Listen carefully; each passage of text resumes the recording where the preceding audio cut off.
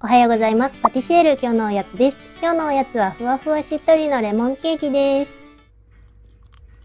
では早速作っていきましょう。まずは型にバターを塗っていきます。うちの型はね、ちょっとテフロン加工が剥がれちゃってるんですよね。剥がれがいい方だったらバターを塗るだけでいいですし、もし剥がれにくい方の場合はバターを一度塗って冷蔵庫で型を冷やしたら強力粉とかを振ってまた冷蔵庫で冷やしておいてください。そうしないとこんな感じでおはげになっちゃいます。ちょっとレモンケーキおはげだと寂しいですよね。バターがしっかりと塗れたら冷蔵庫で冷やしておきましょう。では生地を作っていきます。今回はスポンジケーキタイプの生地を作っていきます。卵を泡立てて作るタイプですね。蜂蜜と卵をよく混ぜて、砂糖を混ぜて湯煎にかけて少し温めていきます。ここでしっかり混ぜてからじゃないと砂糖がダマになったりすることがあるので気をつけていきましょう。湯煎にかけるときは湯がボコボコ沸いてると卵が煮えてしまうことがあるので必ず火を止めてかけていきます。で温度は30度から35度ぐらいですね。できれば測って作ると失敗しにくいです。測りがない場合は指で測ってちょっと体温より低いかなっていうのでチェックしてみてください。卵を温めることで泡立ちやすくなります。卵が温められたら代わりにバターを湯煎にかけておきましょう。ハンドミキサーで泡立てていきます。これはしっかりとふわふわするまで泡立てていきましょう。リボンみたいにかけるようになるまで泡立てていきます。こんな感じですぐに泡が消えてしまうようだとまだですね。もう少し泡立てていきましょう。ちょっと根気強く泡立てていきます。今回蜂蜜も入れてるんですけど、レモンと蜂蜜がよく合って美味しいっていうのと、あとしっかり焼き色がつくっていうこと。しっとりするので蜂蜜を入れています。こんな感じでしっかりと泡立っていれば OK です。今度はキメを整える作業をしていきましょう。まだ大きい泡が結構残っているので、低速で 1,2 分混ぜて、キメを整えて大きい泡を消していきます。キメが整っているとふわふわしっとりして美味しい生地に仕上がりますね。スポンジケーキを作るコツは、しっかりと泡立ててキメを整えた生地を粉を入れてよく混ぜるっていうことですね。そうするとしっとりとした美味しい生地に仕上がります。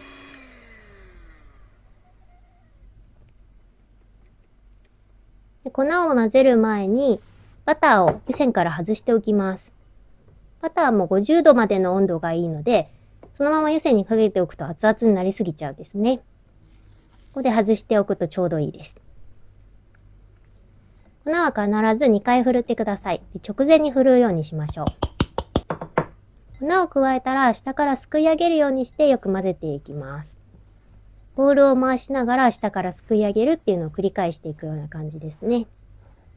このレシピだとスポンジみたいな感じではあるんですけど、薄力粉も結構多いですし、バターも結構多いレシピになってます。ちょっとスポンジよりもしっかりした感じになりますね。この後レモン汁とレモンの皮とか加えていったりするので、ここでスポンジだとツヤが出るまで混ぜていったりすると思うんですけど、ちょこっとだけ粉っぽさが残っている状態でレモン汁とレモンの皮を加えていきます。では混ざれば OK です。ここからは混ぜすぎないように注意していきましょう。そしてここにバターも加えていきます。バターも混ぜていくんですけど、量がねちょっと多いので混ざりにくいよっていう場合は生地の一部をバターに混ぜてよく混ぜたものを全体に戻すっていうやり方でも OK です。バターは温度が高すぎても低すぎても混ざりにくいので40度から50度ぐらいですね。を目安にして生地に混ぜていきましょう。これもまた下からすくい上げるようによく混ぜていきます。全部混ざったところでしっかりとふわっとしているしツヤがあるっていうのが一番いい生地ですね。ここでサラサラだったりとか逆にツヤが出てなかったりとかするとちょっとパサついたりとかしっかり膨らまなかったりする生地になってしまいます。レモンが入っているのでツヤがある生地っていうのが分かりにくいかもしれないんですけど、こんな感じですね。レモンがちょっとつぶつぶしてるので分かりにくいですね。ただふわっとしてるけどツヤがある生地になっています。では絞っていきましょう。今回は絞り袋に入れてやっていくんですけど、絞り袋一人で使う場合は、こういうカップとかにセットすると入れやすいです。こぼしたりしにくいですね。絞り袋がないよっていう方はスプーンとかでやっても OK です。絞り袋の先は口金を入れずにハサミで切れば OK です。絞るときはぐーっと絞っていって、ここまでだっていうところで左手でこう押さえて止めていくと絞りやすいです。ちょうど自分が思っている量で絞りやすいですね。型よりもほんの少し少ないぐらいの量で絞っていきます。レモンの形ってとっても可愛いですよね。レモンは本当は旬は冬なんですけど、なんか夏に食べたくなりますよね。スプーンで表面を整えて少し真ん中が少なくなるような感じにしていきます。真ん中がね、マドレーヌみたいにおへそになりやすいです。一度バンと叩いて大きい泡を消したら焼いていきましょう。170度か180度のオーブンで13分前後焼いていきます。ここはしっかり焼き上げたいか、それともふわふわに焼き上げたいかで、様子を見て焼いていってください。私はアイシングをこの後かけるので、しっかり香ばしく焼きたい派です。こんな感じで焼き色もしっかりつけました。